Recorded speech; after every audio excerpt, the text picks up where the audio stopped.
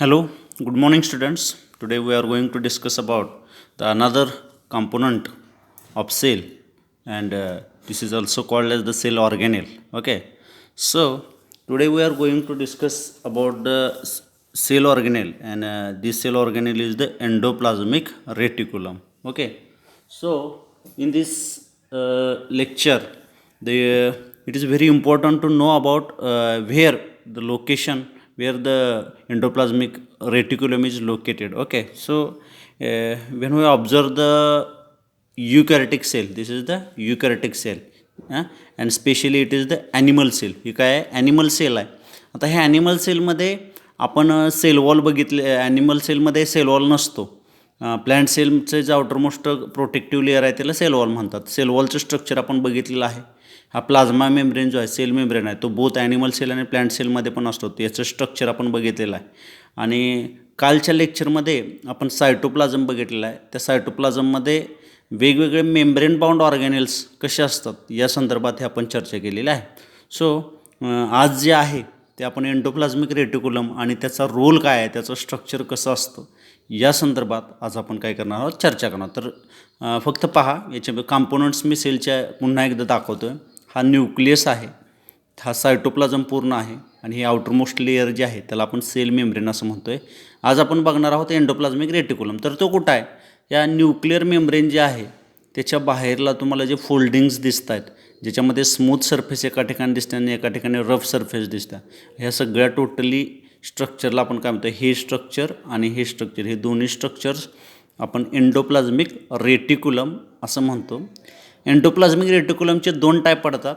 त्याच्यामध्ये एक रग एंडोप्लाझमिक रेटिक्युलम आणि दुसरं असतं स्मूथ एंडोप्लाझमिक रेटिक्युलम. आता ही नावं ही वेगवेगळी कशी दिलेली आहेत, तर ज्या एंडोप्लाझमिक रेटिक्युलमच्या सरफेसवर रायबोझोम्सचे मोलिक्युल्स असतात त्याला आपण रफ एंडोप्लाझमिक रेटिक्युलम असं म्हणतो.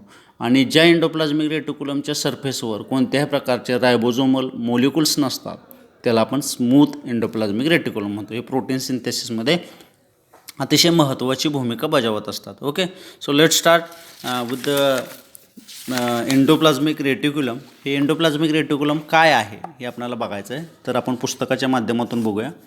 So endoplasmic reticulum, short form of endoplasmic reticulum is the ER. This little network within the cytosol. Cytosol कुठं असतो माहिती आहे तुम्हाला, सायटोप्लाझम ज्याचं आपण सायटोसोल असं म्हणतो आहे.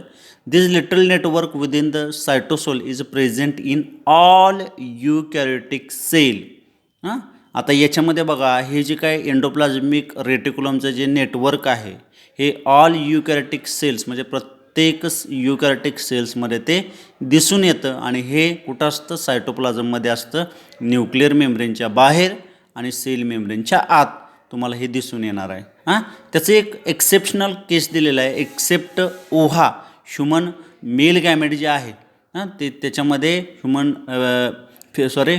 फिमेल गॅमेट जे आहे ओव्हा याच्यामध्ये तुम्हाला दिसत नाही. आणि मॅच्युअर रेड ब्लड कार्प्युस्कलमध्ये हे एंडोप्लाझमिक रेटिक्युलमचं नेटवर्क लाईक स्ट्रक्चर दिसत नाही. आणि प्रोकॅरियोटिक सेलमध्ये तर हे एंडोप्लाझमिक रेटिक्युलम नसतं. Okay, under the electron microscope, electron मायक्रोस्कोपच्या आतमध्ये ज्यावेळी आपण बघत असतो, ऑब्झर्व करत असतो, it appears like the network of membranous ट्युब्युल्ससारखं दिसतं. आणि सॅक्स कॉल्ड सिस्टर्नी, जे सॅक्स तुम्हाला दिसत आहेत त्याला आपण सिस्टर्नी म्हणतो. त्याचे डायग्रॅम मी तुम्हाला दाखवणार आहे, फक्त आता समजून घ्या, लक्षात घ्या. सिस्टर्नी कशाला म्हणायचं आहे, it is the membranous tubules and sac like structure, this is called as the cisternae.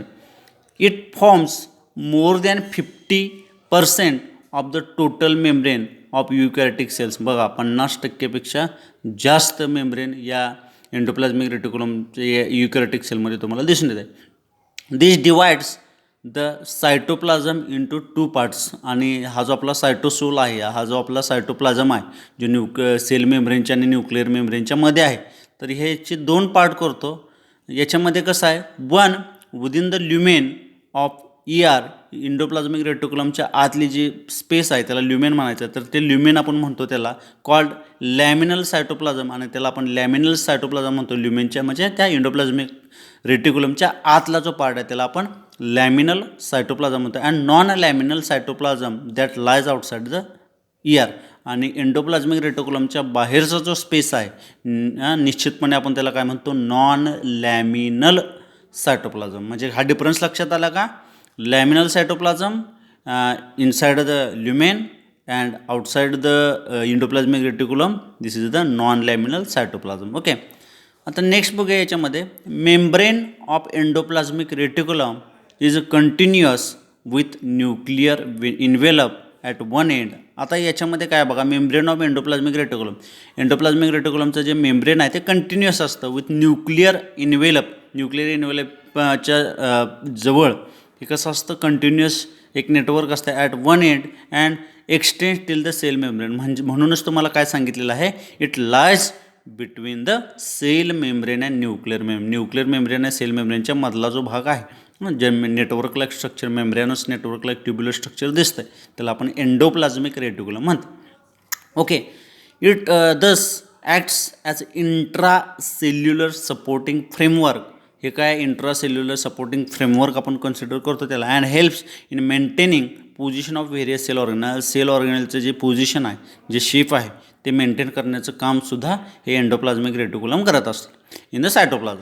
The outer surface of endoplasmic reticulum membrane may or may not be studied with ribosomes. म्हणजे काय तर हे जे काही endoplasmic reticulum आहे त्याचं बाहेरचे जे सरफेस, आउटर सरफेस आहे, ह्या आउटर सरफेसवर काही ठिकाणी तुम्हाला रायबोझोम्सचे मॉलिक्युल्स दिसणार आहेत आणि काही ठिकाणी नाही दिसणार आहेत.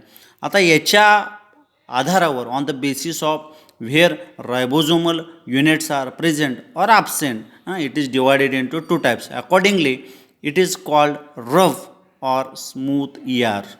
त्याच्यावरून आपण काय म्हणतो, हा रग एंडोप्लाझमिक रेटिक्युलम आहे किंवा स्मूथ एंडोप्लाझमिक रेटिक्युलम आहे. म्हणजे ज्याच्यावर रायबोझोमल युनिट्स असणार आहेत त्याला आपण रग एंडोप्लाझमिक रेटिक्युलम म्हणायचं, कारण त्याची सरफेस रग असणार आहे ड्यू टू द रायबोझोमल मॉलिक्युल्स.